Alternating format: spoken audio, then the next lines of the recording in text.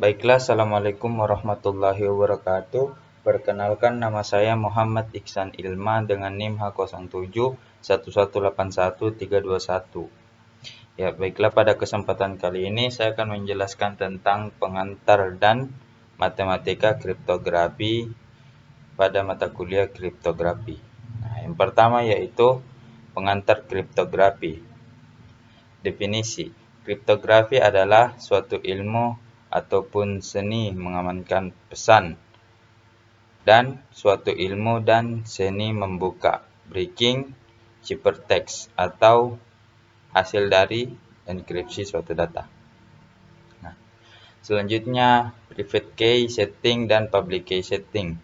Public key dan private key merupakan pasangan kunci dalam proses enkripsi dan dekripsi. Keduanya selalu berpasangan. Hasil data yang dienkripsi berupa private key, sedangkan data enkripsi yang dideskripsi berupa public key.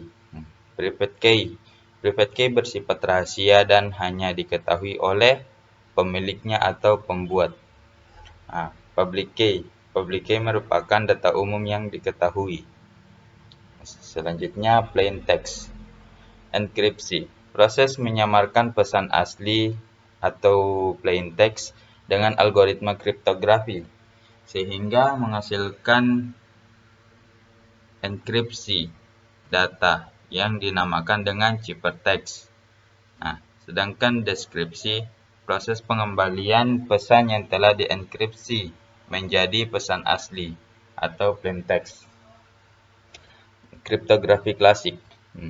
Algoritma kriptografi klasik digunakan sejak sebelum era komputerisasi dan kebanyakan menggunakan teknik kunci simetris. Metode menyembunyikan pesannya adalah dengan teknik substitusi atau transposisi, atau keduanya menggunakan teknik substitusi dan transposisi. Prinsip Kirchhoff dalam masalah enkripsi. Prinsip Kirchhoff adalah mengandalkan kerahasiaan kunci untuk menjaga keamanan suatu enkripsi.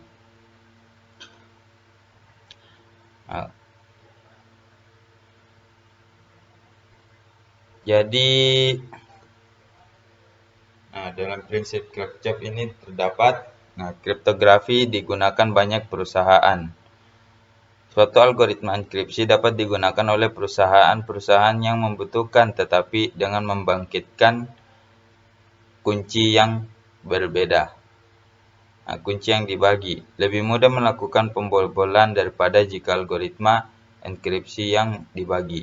Algoritma enkripsi biasanya lebih panjang dari suatu kunci, sehingga lebih baik merahasiakan kata kunci daripada merahasiakan algoritma enkripsi tersebut. Selanjutnya yang kedua yaitu matematika kriptografi. Dalam matematika kriptografi terdapat beberapa penjelasan. Yang pertama yaitu fungsi. Di dalam fungsi terbagi atas fungsi 1-ke-1 atau one-to-one. Bisa dilihat pada gambar di bawahnya, ada domain dan kodomain. Dikatakan fungsi one-to-one yaitu jika tidak ada dua elemen himpunan A yang memiliki bayangan yang sama.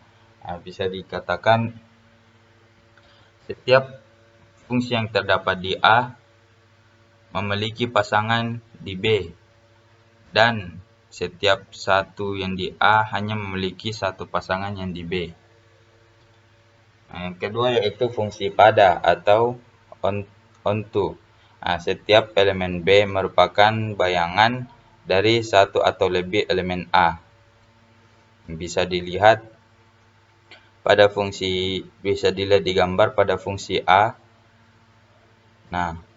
Pada kodomain Q memiliki pasangan BC pada A.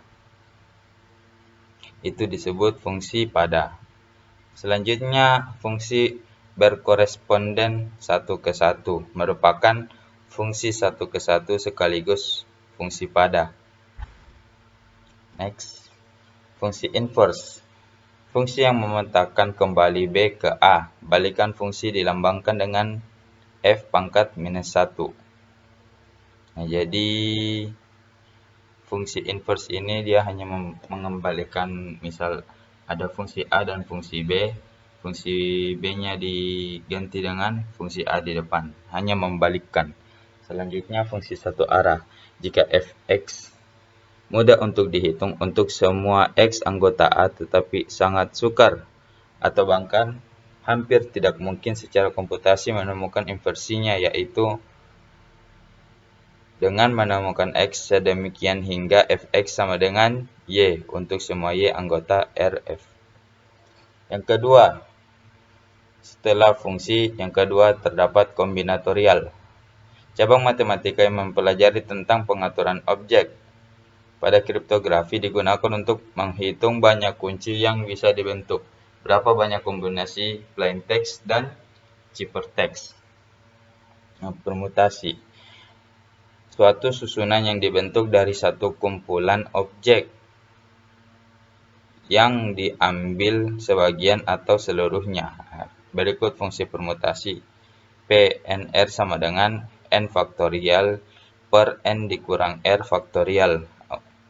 Bisa dilihat pada contoh, untuk N sama dengan 4 dan K sama dengan 3 diperoleh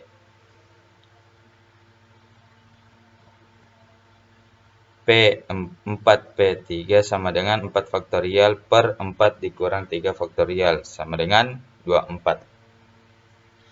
Mohon maaf, di contoh situ K diganti dengan angka R pada rumus permutasi. Selanjutnya kombinasi. Menggabungkan beberapa objek dari suatu grup tanpa memperhatikan urutan. Nah, berikut rumusnya.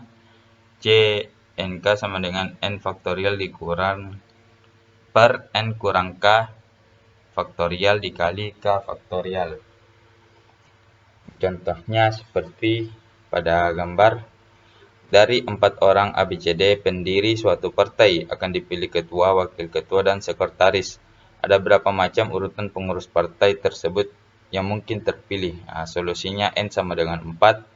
Nah, di sini R-nya diganti dengan K. R sama dengan 3. Jadi C4. 3 sama dengan 4 faktorial per 3 faktorial dikali 4 dikurang 3 faktorial. Nah, sama dengan 24 per 6 dikali 1 menghasilkan 4.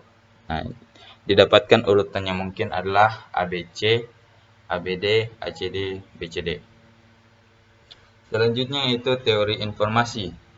Nah, dalam teori informasi ini mendefinisikan jumlah informasi di dalam pesan sebagai jumlah minimum bit yang dibutuhkan untuk pengkodean pesan. Misalnya, untuk 1 bit mengkodekan jenis kelamin, 3 bit mengkodekan nama hari, 4 bit mengkodekan angka 0 sampai dengan 9.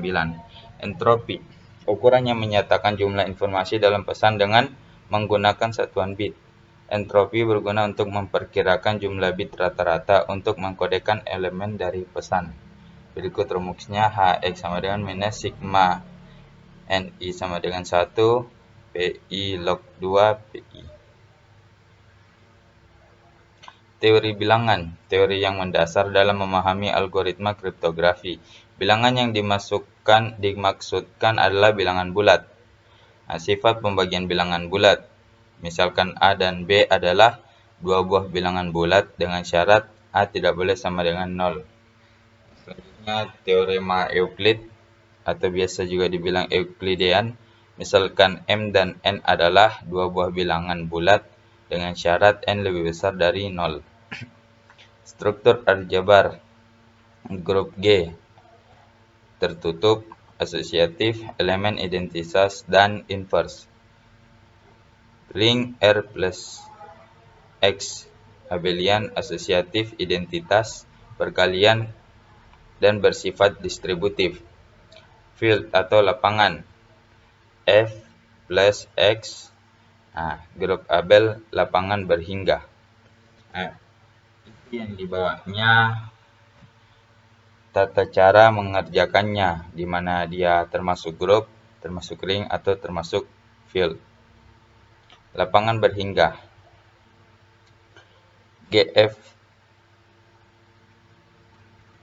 2/2. Nah, untuk grup Denfield 2/2 sama dengan Z2X per X2 ditambah X tambah 1. Selanjutnya grup siklik G. Nah, grup siklik G ini di mana unsur G biasa disebut dengan unsur pembangun. Nah, grup siklik itu yaitu grup yang memiliki unsur G sebagai unsur pembangun atau generator. Nah, mungkin itu saja yang dapat saya jelaskan tentang pengertian dan matematika kriptografi. Lebih dan kurangnya mohon dimaafkan. Assalamualaikum warahmatullahi wabarakatuh.